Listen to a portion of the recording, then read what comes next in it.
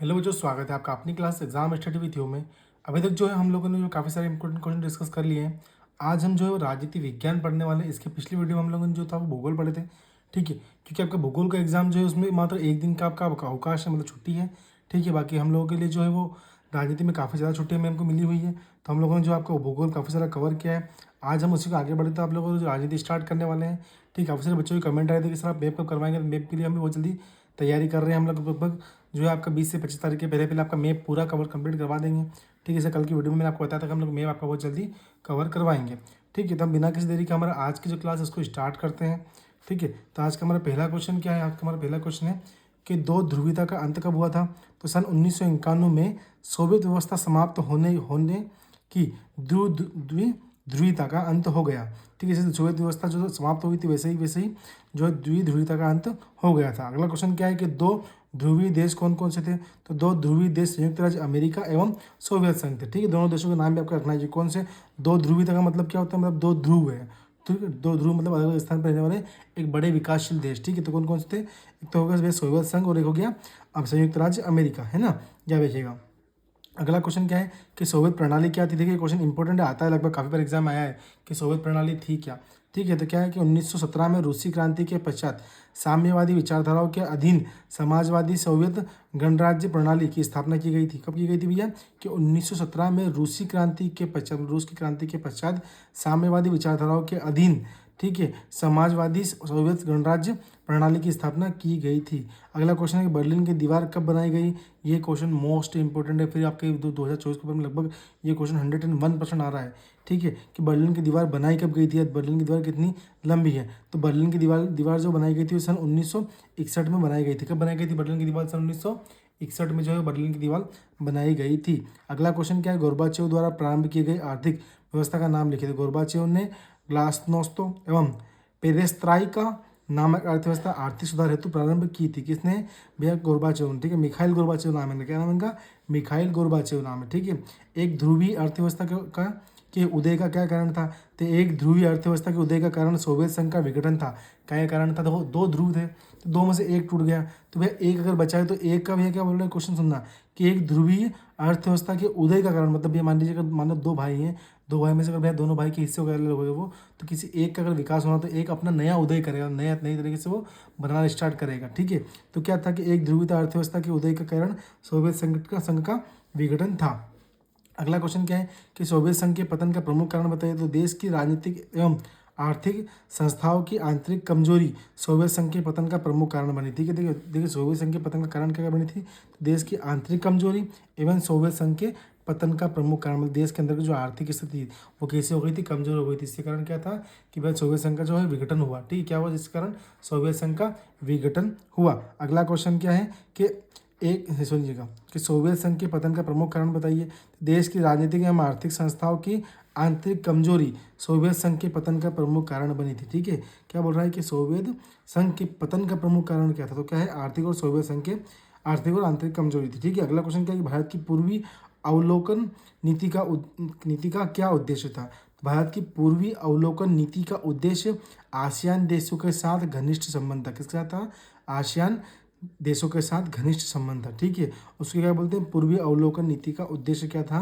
कि आसियान के देशों के साथ घनिष्ठ संबंध। किसका? भारत का। अगला क्वेश्चन क्या कह रहा है कि सोवियत प्रणाली के दो विशेषताएं लिखिए। अब सोवियत प्रणाली की विशेषता को बतानी है। ठीक है, तो सोवियत प्रणाली की विशेषता क्या बोलते हैं? सोवियत प्रणाली की दो विशेषता निम्नलिखित है। पहला है सोवियत प्रणाली योजनाबद्ध एवं राज्य के नियंत्रण में थी। यह सोवियत प्रणाली किसके अंतर्गत थी? तो एक योजनाबद्ध मतलब एक प्लानिंग करी गई थी, उसके हिसाब से जो वो सोवियत प्रणाली चलाई जाती थी, एवं राज्य के नियंत्रण में थी। किसके द्वारा नियंत्रण थी?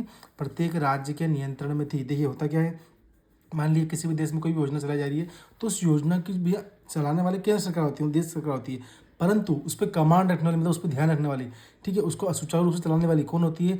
राज्य सरकार होती है। तो भैया कोई भी योजना किसके अंतर्गत आती है? तो राज्य सरकार के नियंत्रण में ही आती है।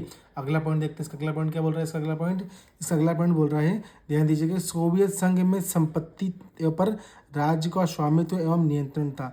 मतलब भैया सोवियत संघ के अंदर जितनी भी संपत्ति थी वो जिस राज्य में आती थी उस राज्य का उस पर स्वामित्व था। किसका? सोवियत संघ का। अगला क्वेश्चन क्या है कि सोवियत संघ के क्या बोल रहे हैं? सोवियत संघ के महाशक्ति के रूप में उभरने के कोई 2 कारण लिखे। देखो सोवियत संघ भी एक महाशक्ति है, उसमें कोई शक नहीं है, ठीक है। इसका पहला पॉइंट क्या बोल रहा है कि इसके पास विशाल ऊर्जा संसाधन जैसे खनिज तेल के भंडार हैं, लौह और इस्पात के भंडार हैं, ठीक है। मशीनरी उत्पादक मौजूद थे। मतलब देखो सोवियत संघ का भी जो है ना एरिया जो है, क्षेत्रफल जो है वो काफ़ी अधिक विकसित है, ठीक है। तो उसके पास क्या है भैया कि काफ़ी अधिक मात्रा में जो है वो मान ली हर एक चीज़ के उत्पादन के क्षेत्र हैं, ठीक है। जैसे खनिज पढ़ा भी हम लोगों ने, ठीक, कोयला पढ़ा हमने अभी, मशीनरी उत्पादन के लिए मौजूद। उसके बाद जो टेक्नोलॉजी है किसके पास, सोवियत संघ के पास, है ना।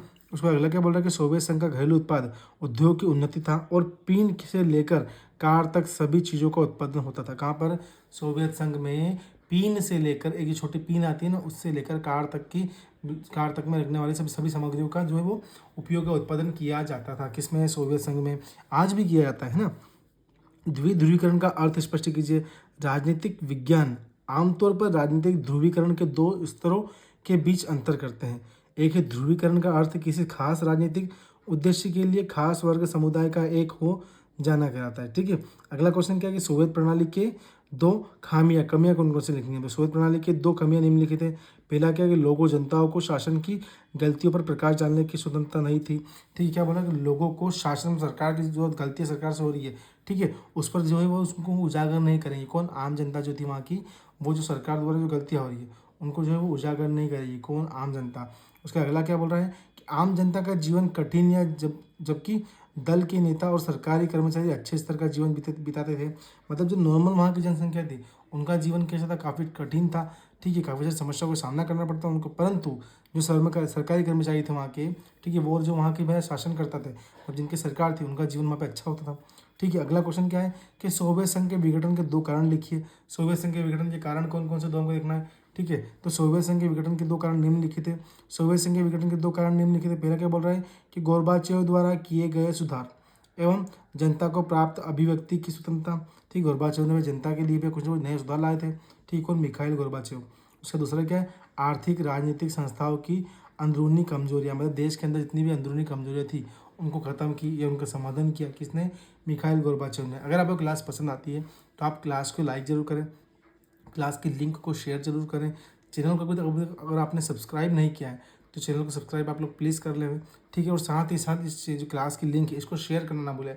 आप लोग जो क्लास की लिंक को शेयर नहीं करते हैं आपका काम हो जाता है, आप लोग देख के चले जाते हैं, ठीक है। कहीं ना कहीं हम लोग जो आपको पढ़ा रहे हैं उसमें आपको बहुत सारे IMP क्वेश्चन भी बताते हैं हम लोग आपको, ठीक है। हम लोग देखते हैं कहीं ना कहीं बड़े बड़े कोचिंग संस्थान होते हैं जहाँ पर काफ़ी सारे लाखों रुपये फीस लेकर जो आप लोगों को ये डाउट जो है ये समझाए जाते हैं क्वेश्चन, ठीक है। परंतु हम लोग जो है वो आप लोगों के लिए बिल्कुल निःशुल्क जो है वो हर एक चीज़ लेकर आते हैं, हर डाउट क्लियर करने की कोशिश करते हैं।